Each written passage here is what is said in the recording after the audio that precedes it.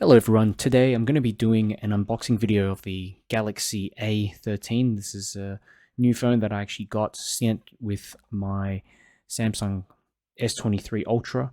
I actually want to use this as a modem, and I was looking online for just some standalone 4G modems, and even those cost about $100 or something dollars. So I thought, might as well just get one of these phones, seeing as I was already ordering the new Galaxy S23. So yeah, I'm gonna unbox it and see what's inside, see what's included. This costs around $300 or so here in Australia, and you can see this is the black model, 128 gigabytes. I think that's pretty standard actually. It doesn't give you an option to select any other one. It's quite a chunky package, and it actually, it's a lot chunkier than the S23 Ultra package. I mean, if you have a look at that, it's heavier as well. So I'm gonna crack it open. I think this comes with the charger and everything as well, which is fantastic. Okay, bit of a safety seal there, and we'll see what is inside. Okay, and you've got the packaging information. I think that must have all the warranty details, and okay, tells you how to put in the SIM card and that sort of thing there. Here we have it, the Galaxy A13, and it's got a little bit of heft to it. That Infinity V display, quad camera, fingerprint. It doesn't have NFC though, so that's something to keep in mind. A lot of people in the reviews, online reviews, seem to be complaining about that. I'm only going to be using this as a modem, maybe as a secondary backup phone if the first one fails, so not a big deal for me. Wow. It's got a plastic cover there on the back, but this is quite a nice looking phone. I mean, it's one of their entry level phones for sure, but you've got your 3 camera setup. I think it does take 2 SIMs as well.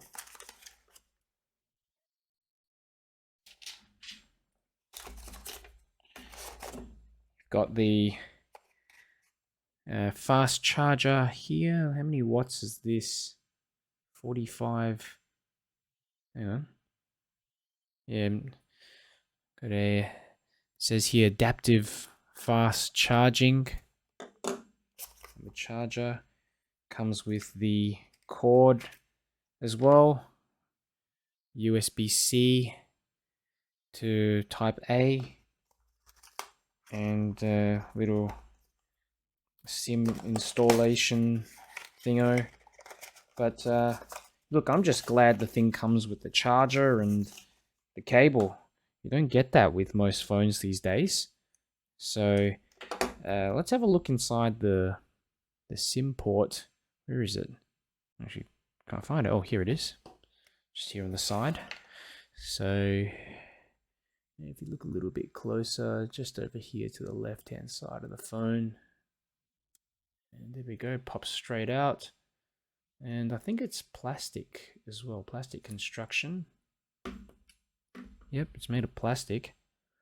But yeah, you've got dual SIM you can put in here, and also the micro SD card slot. I think this is a dual slot, so you can either have one SIM here and the SD card, or you can have 2 SIMs there. There is a way actually to fit in both the SIM and the SD card on some other phone models. You have to sort of fiddle around with it a bit. I don't know if you can do it for this one, but there we go. Let's switch it on. Switch it on. Is it charged? Okay, it is charged. Wow. I'm really quite impressed. I mean, it's around the same size. I mean, just a little bit smaller than the S23 Ultra.